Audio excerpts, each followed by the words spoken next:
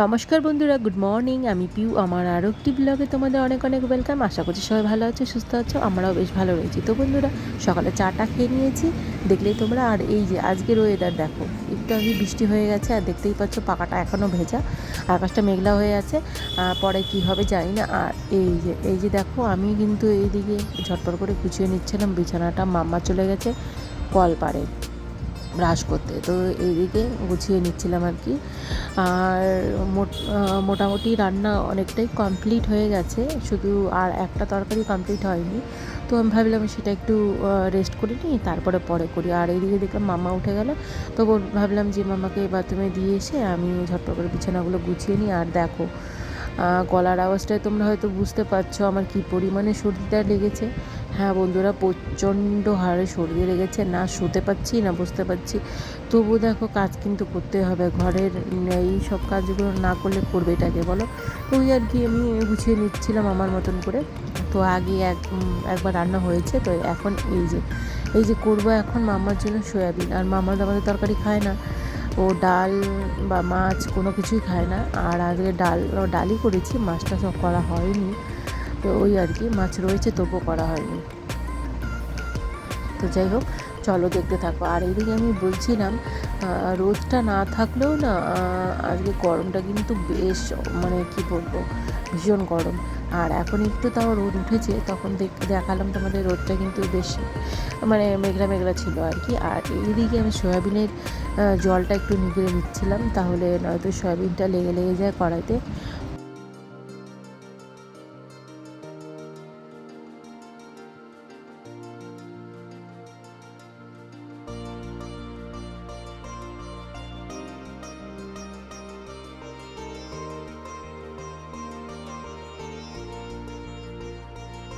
দেখবে সয়াবিনের মধ্যে যে জলটা থেকে যায়, আর যখন তেলে দিব না, তখন ভাজতে শুরু করব, তখন দেখবে ভেঙে ভেঙে যাবে। আর নাড়তে গেলে তো কোনো কথাই নয়, একদম ভেঙে যাবে। আর আমরা কেউ এরকম খেতে না পছন্দ করি না, বিশেষ করে মাম্মা তো পছন্দই করে না। ওটা একটু মানে ভালো মতনই রান্না করতে হয়। তো ওই আর কি, কী বলবো তোমাদের বন্ধুরা, মারাত্মক পরিমাণে আমার সর্দিটা লেগেছে। এরকম সর্দি মনে আমার কোনো দিন লাগেনি, যেটা সত্যি কথা। এই প্রথম এত লেগেছে কিন্তু এতটা না। মানে আমি বসেও থাকতে পারছি না, রীতিমতো শুতেও পারছি না। শুতে গেলে নাক বন্ধ হয়ে যাচ্ছে, আর বসে থাকলে ননস্টপ জল পড়ে যাচ্ছে, আর মুছতে মুছতে নাকটা একদম পুরো ছুলে গেছে। তো যাই হোক, এই দিকে কিন্তু আমি ঝটপট করে ভেজে নিলাম সয়াবিনটা। আর এখন আমি মশলাটা ঝটপট করে কষিয়ে নেব। তো চলো, যেহেতু শরীরটা ভালো না, ওই আর কি তাড়াতাড়ি করে নিচ্ছিলাম। আর কালকে না গিয়েছিলাম একটু মার্কেটে বলতে বেশ অনেকটা রাতেই গিয়েছিলাম। মাম্মা টিউশনি থেকে এসেছে, ওই 7:30 নাগাদ ছুটি হয় মাম্মার। তারপরে এসছে, মামার পাপাই নিয়ে এসছে। তো এসে কতক্ষণ বসলো, রেস্ট করলো আর কি, খেলো, টিফিন খেলো, তারপরে রেডি হলাম, তারপরে বেরিয়েছি আর কি। ওই ধরো 9:45 10টা নাগাদ আমরা বাড়িতে ঢুকেছিলাম। তো যাই হোক, আর ওই যে বাইকে গিয়েছি, আর কালকে বিকেলে না একটু বেশ হাওয়া হাওয়া দিচ্ছিলো, আর এসছি, ওই ঠান্ডাটা না পুরো লেগে গেছে।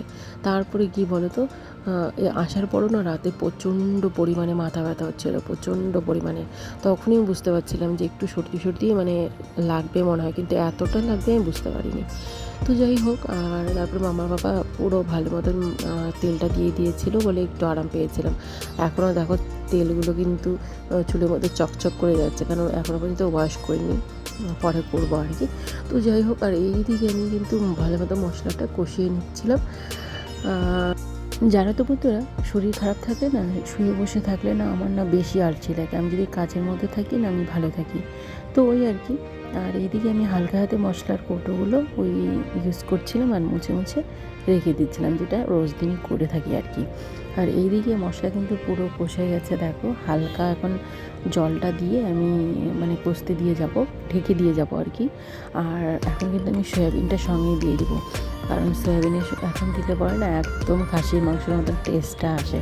তো ওই আর কি, আমি হালকা করে এখন একটু জল দিয়ে নেবো, জল দিয়ে আমি ঢেকে দিয়ে ঘরের আরও কিছু কাজ রয়েছে সেগুলো করব। তো শুধু এগুলো তো করলে হবে না, রান্নাবান্না করলে হবে না, ঘরটাও তো গোছাতে হবে। তখন শুধু দেখলে তোমরা বিছানাটা গুছালাম, আর একটু মোছামুছি করার বাকি আছে। তো চলো, আর বলতে বলতে যে চলে এলাম। আর এগুলো তো প্রত্যেক দিনেরই কাজ, ধুলোবালি তো প্রত্যেক দিনই পড়ে। তো ওই আর কি আমি মুছে নিচ্ছিলাম ভালো করে। ঠিক আছে বন্ধুরা, চলো তাহলে আমি ঝটপট করে মুছে নিই, আর তোমরা সঙ্গে থাকো, দেখতে থাকো পুরো ভিডিওটা।